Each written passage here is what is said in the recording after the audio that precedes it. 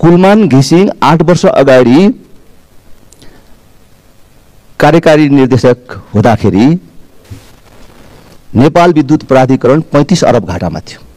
अहिले यो 8 वर्षमा 87 अरब कमाएर त्यो 35 अरब तिरेर 52 अरब खुद नाफामा छ संस्था।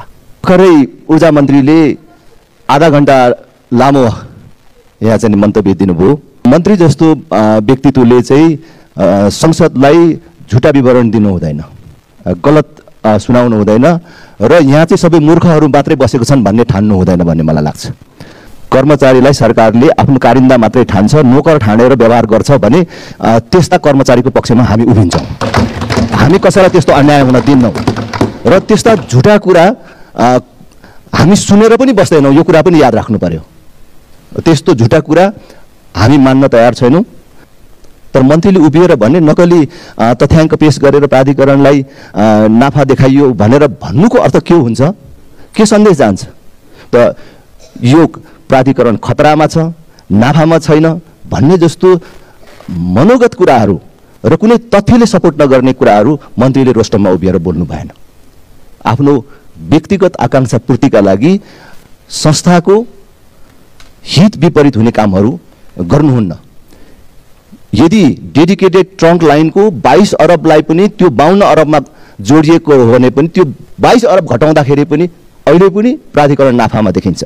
त्यस अहिले मन्त्रीजीको भनाइअनुसार त त्यो 22 अरब पैसा नउठाउने सरकारले टुङ्गो गरिसक्यो जस्तो देखिन्छ। यस्तो काम गर्न पाइँदैन। संसदमा हामी पनि छौँ र यस प्रकारको अन्याय र यस प्रकारका भ्रमपूर्ण कुराहरू गर्न हामी दिँदैनौँ। कुलमान घिसिङलाई एउटा म्याद तोकेर, एउटा समय तोकेर कार्य सम्पादन फारम भर्न लाउने अनि त्यो ढिलो ल्याएकै आधारमा कार्य सम्पादन फारमै नबुझाएकोलाई चाहिँ 0 अङ्क दिने र त्यसको आधारमा कारबाही गर्ने भनेर भन्ने। तर सरकारका मन्त्रीहरूको कार्य सम्पादन मूल्याङ्कन हिजो अस्ति भर्खर आयो त। प्रधानमन्त्रीको कार्यालयले नै उत्तीर्ण अङ्क ल्याएन। सबभन्दा धेरै बजेट भएको, धेरै काम गर्नुपर्ने जिम्मेवारी भएको भौतिक पूर्वाधार मन्त्रालयको त 8% पनि चाहिँ कार्य सम्पादन मूल्याङ्कन छैन। यिनीहरूलाई कसले कारबाही गर्ने? पहिले आफै कारबाहीमा बस्नु पर्यो। सरकारले नैतिकताको आधारमा राजीनामा दिनु पर्यो अथवा मन्त्रीहरू त्यसको आधारमा फेरिनु पर्यो अनि पो अरू कर्मचारीलाई अरूलाई पनि यो डन्डा चलाउन पाइन्छ। र मन्त्रीजीलाई बडो हार्दिकतापूर्वक भन्न चाहन्छु, तपाईँले के कुरामा आँखा लगाएर यो काममा अग्रसर हुन लाग्नु भएको छ, पछाडि हट्नुहोस्।